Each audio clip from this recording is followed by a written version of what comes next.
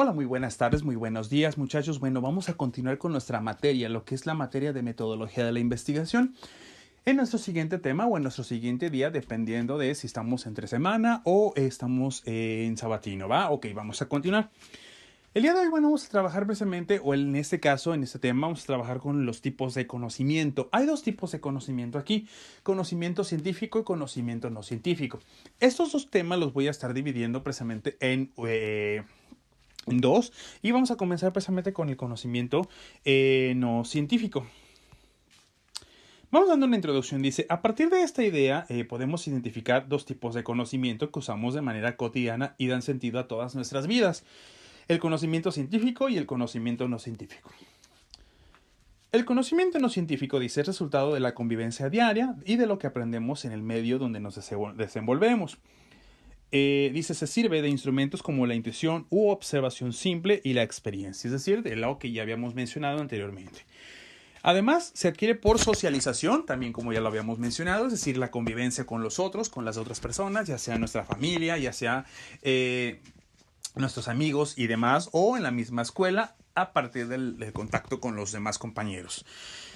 Dice, en el contexto en que las personas interaccionan, dice, forman parte de ese tipo de conocimiento el saber intuitivo, empírico, religioso y filosófico. Bueno, vamos a revisar precisamente estos cuatro distintos tipos de conocimiento. Y bueno, más adelante nosotros estaremos revisando la diferencia de este tipo de conocimiento con respecto al conocimiento científico. Conocimiento no científico, el intuitivo, dice, se adquiere por vía sensitiva, es decir, nos permite percibir los fenómenos que nos rodean a través de los sentidos. Ya lo habíamos mencionado también en anteriores ocasiones. Por ejemplo, cuando registramos las imágenes de cualquier objeto, ponemos en acto el conocimiento intuitivo. No necesitamos volver a verlo, sino que nos basta recordarlo. Los empiristas consideran que ese tipo de conocimiento es el más claro y seguro que puede alcanzar el ser humano. Es decir, los empiristas van a afirmar que el conocimiento humano realmente se obtiene en mayor medida y en mayor parte por la experiencia, es decir, por el contacto con la realidad. Es decir, lo que es el contacto del mundo o de un sujeto del conocimiento, es decir, nosotros, con respecto al mundo a través de nuestros sentidos. Ejemplo, dice, todos hemos visto alguna vez en la vida eso que llamamos árbol. Por tanto, no tenemos ningún problema en imaginar alguno, sino que basta con recordarlo, aunque no tengamos la capacidad para identificar si se trata de un pino, un abeto o un encino. Es decir, en nuestra mente se forma la imagen de un árbol, independientemente del tipo de árbol. Es más, podríamos asegurar que cada persona, cuando yo menciono la palabra árbol, cada uno de nosotros nos imaginamos un árbol distinto. Esa es la intuición. Ese captar precisamente mediante la mente lo que es la imagen que corresponde a ese nombre llamado árbol. Y ese es un conocimiento intuitivo. Ahora, este se va a encontrar muy relacionado con el empírico, sí. Ahorita vamos a revisar precisamente un poquitito de la diferencia con respecto a este. Pero bueno, vamos continuando con este intuitivo, ¿va? Entonces, decíamos que finalmente es un conocimiento que se obtiene mediante la intuición. Es decir, cuando alguien dice perro, todos nos imaginamos un perro e intuimos ese objeto del que estamos hablando a través precisamente de nuestra intuición. ¿Va? Entonces, bueno, va por ahí el tema.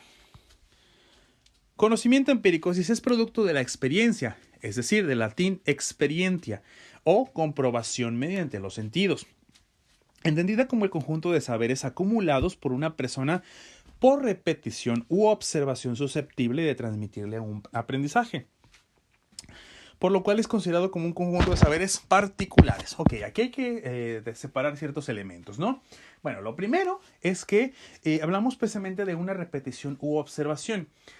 Cuando una persona, por ejemplo, tiene contacto, pensemos por ejemplo con un perro, la primera elemento que nosotros tenemos es precisamente ver al animal, conocerlo, reconocer sus características y demás. La próxima vez que vemos un perro o un elemento similar en nuestra realidad, pues bueno, vamos a comparar de alguna manera este que estamos viendo con lo que ya habíamos visto anteriormente. Rescatamos ciertas características fundamentales y entonces a partir de la repetición constante de que nos dicen que ese elemento que está ahí se denomina perro, entonces obtenemos un conocimiento, ¿vale? Entonces por eso se habla de repetición u observación. Ahora, repetición también implica, por ejemplo, cuando nosotros practicamos constantemente un conocimiento. Pensemos, por ejemplo, en nuestras clases de inglés, nuestras clases de metodología, de la investigación. Cuando estamos repitiendo este conocimiento aprendido, bueno, entonces estamos precisamente adquiriendo ese conocimiento mediante la repetición u observación. Dice, es un conocimiento o un conjunto de saberes particulares. Bueno, ¿y por qué? Porque dependerá muchísimo de los sentidos del individuo, lo que hace que se forme precisamente una visión muy particular en cada uno de los sujetos. Parecería ser que cada uno de nosotros reconoce un aspecto del producto que tiene enfrente. Mencionamos, por ejemplo, una manzana. Cada uno de nosotros obtiene una parte del conocimiento de todo el objeto en sí, pero no lo obtiene todo. Entonces, nos da una perspectiva individual, una perspectiva particular, vaya la redundancia, de lo que es precisamente ese objeto. Dice, es un conocimiento práctico porque se usa de forma cotidiana. Es decir, cuando hablamos de un conocimiento práctico, no es otra cosa más que un conocimiento con el que tenemos contacto todos los días. Pensemos, por ejemplo, en nuestra familia que nos haya enseñado, por ejemplo, a cocinar, nos haya enseñado a lo mejor a construir casas o bardas, paredes, sillas, nos haya enseñado, por ejemplo, a leer, nos haya enseñado a la bicicleta. Todo ese tipo de conocimiento lo obtuvimos a partir de la práctica diaria. O práctica semanal, o dependiendo. Pero en última instancia es práctica, ¿va? Entonces, bueno, va por ahí.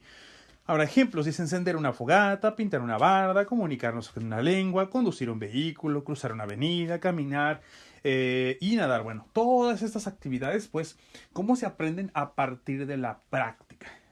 Pudimos haber tenido un instructor que nos mencionara cómo nadar, pero lo aprendimos a partir de, no de teoría, es decir, no nos los dijeron, mira, nos hicieron dibujitos de cómo se nadaba y demás, sino que nos mandaron directamente a tener contacto con ese objeto, en este caso el agua, ¿va? Entonces, todo eso precisamente se aprende con práctica.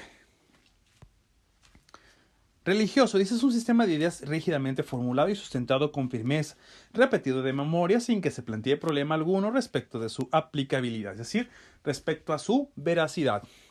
Es decir, se acepta tal cual, se presenta y no se discute jamás, pues hacerlo significaría ofender a Dios o a las ideas, personas y cosas sagradas. Es decir, es un conocimiento que de cajón se le considera verídico, aunque la ciencia como tal, pues sigue sin considerarlo completamente verdadero. ¿Por qué? Porque parecería ser que tiene que ser absolutamente creído sin cuestionarlo. ¿Correcto? Entonces, de cajón. Por ahí vamos a encontrar un problema clásico en toda la historia, donde la ciencia y la fe, pues no parecería ser que de repente no se llevan. La ciencia continuamente intenta demostrar precisamente que las creencias religiosas pues realmente no tienen un fundamento, o algunos científicos también han tratado de comprobar si estas creencias realmente han sido ciertas. Ahora, aquí es importante de darles un nombre como tal a esas creencias para que lo reconozcamos. Se le conocen como dogmas, ¿sí? Entonces, son dogmas porque precisamente no se han comprobado según la ciencia, ¿va? Entonces, bueno, ahí está esa parte.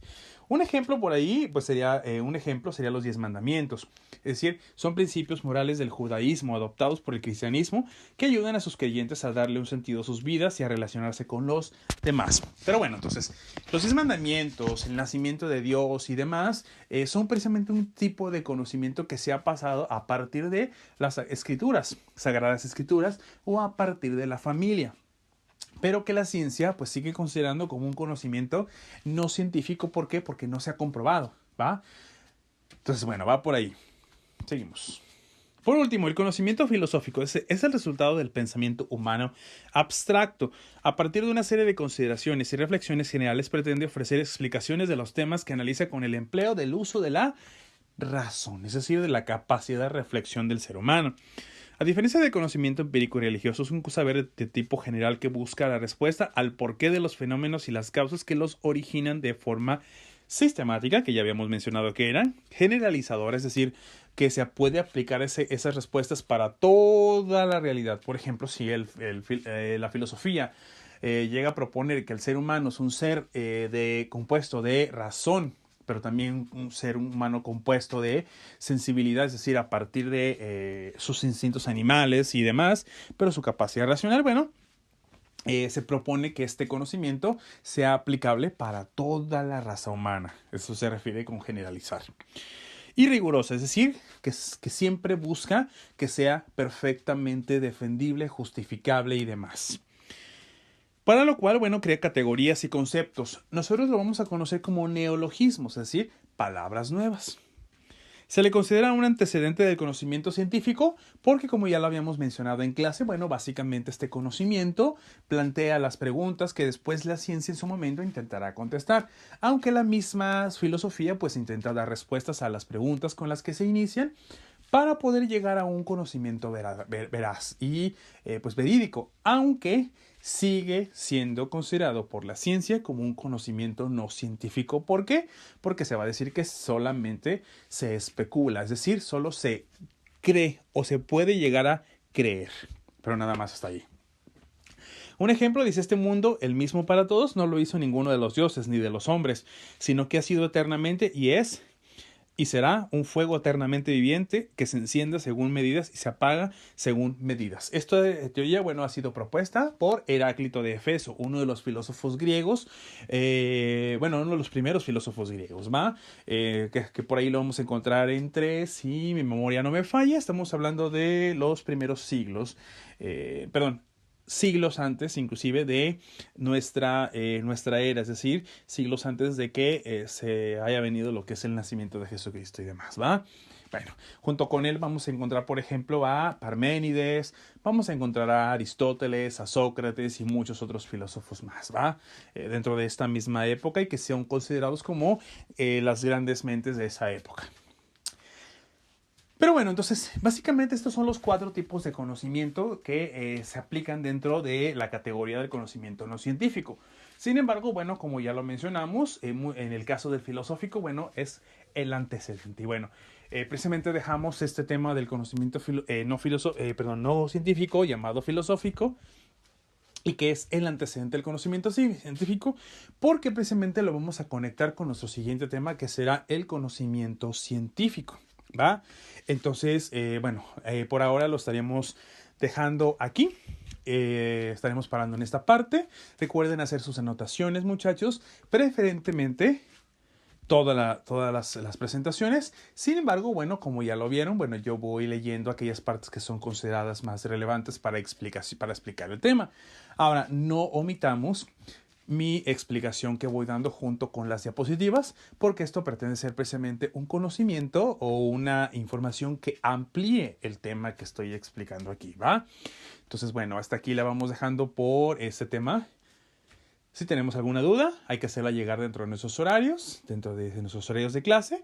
Y bueno, si tienen algún comentario y demás, lo pueden hacer dentro de la clase también.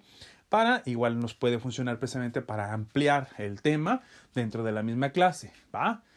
Entonces, así quedamos, muchachos.